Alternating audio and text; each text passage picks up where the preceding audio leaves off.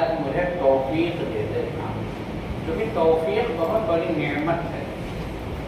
تو واقعی ہمیں اور اللہ کو ہماری اور آپ کی جو گفتگو ہوگی مختصر سی، وہ اسی شکر کے متعلق ہوگی، اور شکر کے متعلق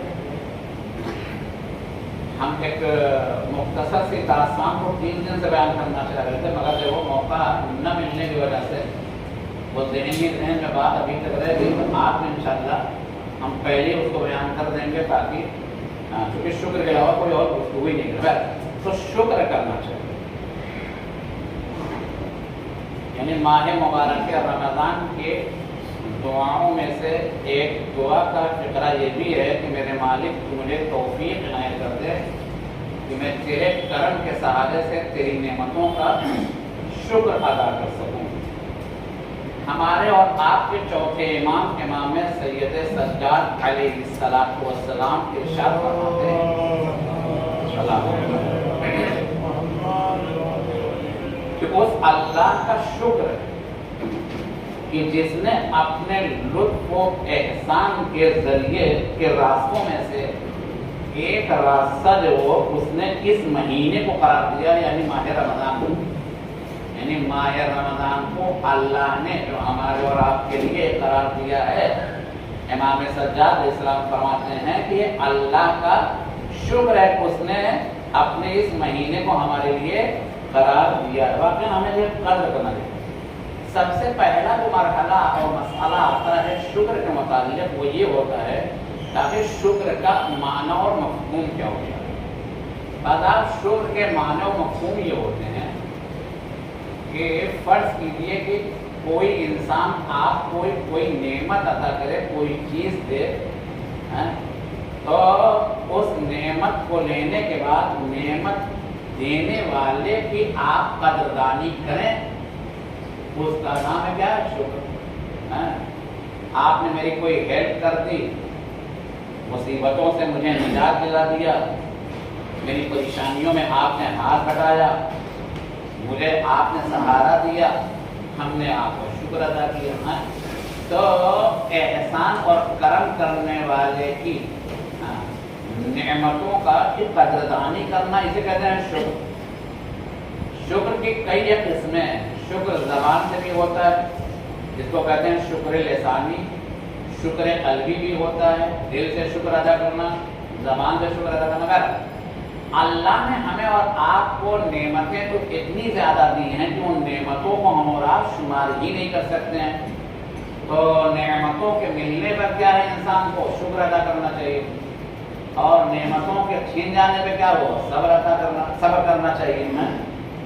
لیکن ہمارا اکثر و بیشتر افراد بشر کو اس کائنات عالم میں آپ نے یہ دیکھا ہوگا کہ لوگ نعمتوں کے ملنے پر شکر ادا کرتے ہیں۔ ساری نعمتیں ہیں، گاڑی گھوڑا، مکان، دکان، کاروبار، عیش و آرام، اچھی زندگی، صحت و سلامتی، جسم ہر اعضاء تندرست و توانا، صحیح کام کر رہے ہیں۔ نعمتوں کے صحیح ہونے پر، فٹ ہونے پر، عیش و آرام ہونے پر انسان شکر کرتا ہے۔ لیکن جب نعمتیں نہیں ہوتی ہیں تو کیا ہوتا ہے، شکوہ ہوتا ہے۔ یہ مزاج انسانی ہے، لیکن یہ خلاف تہذیب انسانی ہے۔ اور ہمارا مزاج انسانی یہ نہیں ہونا چاہیے کہ ہم نعمتوں میں غرق ہیں تو شکر ادا کریں، نہیں۔ صحت و سلامتی ہے، بدن ہمارا طاقتور ہے، کمانا ہے، تندرست ہے، اللہ کا شکر ادا کریں۔ یہ نعمتیں چھن گئی، شکوہ، ارے صاحب ہم ہی ملے تھے، ہمارے پر مصیبتیں ہیں، یہ نہیں۔ سرکار دو عالم ختمی مرتبہ پیغمبر اسلام حضرت محمد مصطفیٰ صلی اللہ علیہ وسلم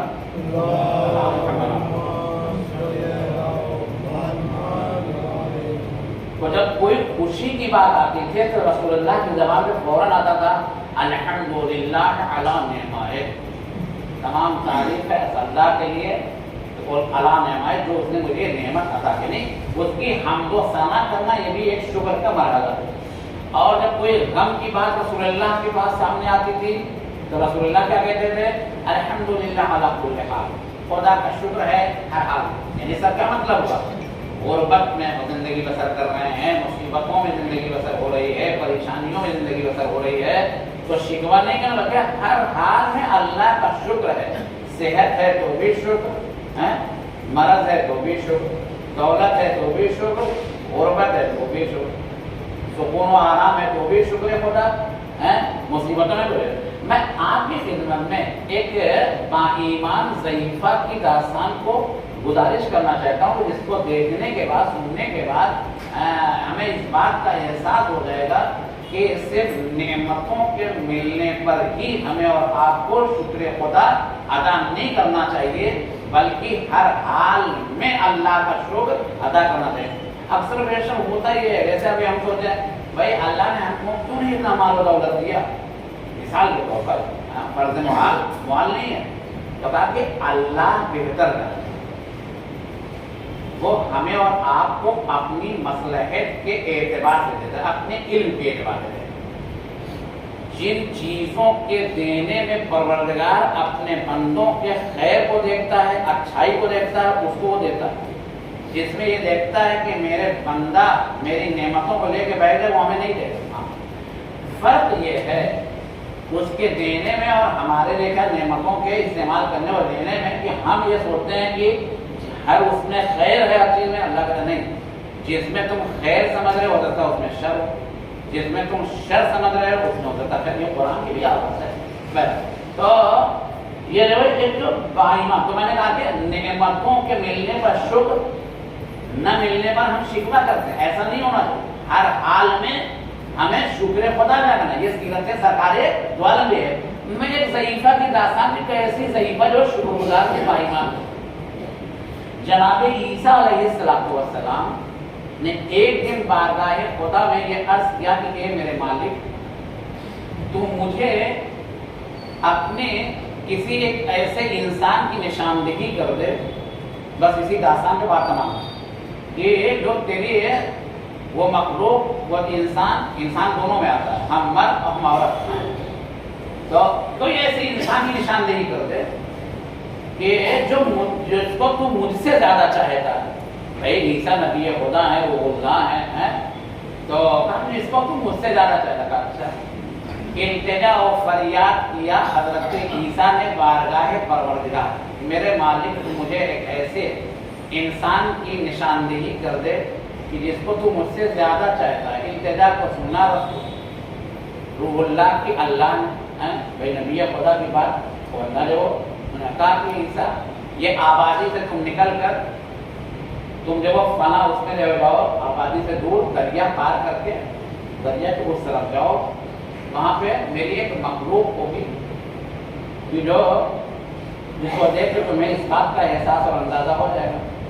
حکم خدا ملا، حضرت عیسیٰ علیہ السلام دریا کے اس پار گئے، اور جب دریا کے اس پار آئے تو حضرت عیسیٰ علیہ السلام نے کیا دیکھا کہ ایک جھوپڑی ہے، ٹوٹے پھوٹا، پہلے زمانے سے چھپر ہوتا تھا، الگ سے اس میں بڑا آرام ملتا تھا، سکون ملتا تھا انسان، مگر جن چیزوں اس زمانے میں سکون ملتا تھا وہ آج چیزیں نہیں ہیں، وہ تو انسان یاد کرتا ہے۔ چھوٹی سی جھوپڑی ہے، دریا کے کنارے ہے، اور ٹوٹی پھوٹی جھوپڑی میں کچھ بھی نہیں، نہ زندگی کے ساز و سامان ہے، نہ اس میں لائٹ، نہ دیا، نہ شراب، کچھ نہیں۔ اور بڑھیا کا یہ حال ہے ضعیفہ کا کہ اس کے نہ ہاتھ حرکت کر رہے ہیں، نہ پاؤں میں طاقت ہے، نہ آنکھوں میں روشنی ہے، نہ کھانے پینے کوئی سر و سامان ہے، بس ایک سمجھ لیجیے کہ نہیں کو لا کر جسم ہے، اس میں تاریخ لکھا ہے جو میں پڑھ رہا ہوں، رمضان کتاب ہے ساحل رحمت کر کے، ماہ مبارک رمضان کے متعلق کا ترجمہ ہوا ہے، تو ساحل رحمت کی کتاب میں لکھتے ہیں کہ وہ ضعیفہ معلوم ہے، پورے بدن اس کا کیا ہوا، سالی نہیں تھا، فالش کا اٹیک تھا، یعنی وہ ضعیفہ جس کی نہ آنکھ کی روشنی کام کر رہی ہے، نہ ہاتھ کام کر رہا ہے، نہ پاؤں میں طاقت ہے، نہ قوت ہے، اور نہ اس جھوپڑی میں کیا وہ کوئی ساز و سامان ہے زندگی کے۔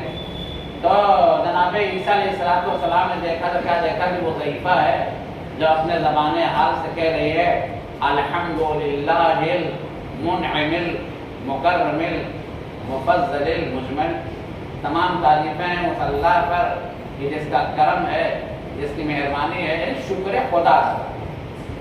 جیسے کہ شکر کی ایک نشانیوں میں سے ہے کہ اس کی تعریف کرنا، اللہ کی نعمت دینے والے کی تعریف کرنا۔ ہم الحمدللہ رب العالمین، ہم لوگ جو نماز پڑھتے ہیں یہ بھی کیا ہے، یہ شکر ہے، الحمدللہ، تو شکر ادا کرتے ہیں۔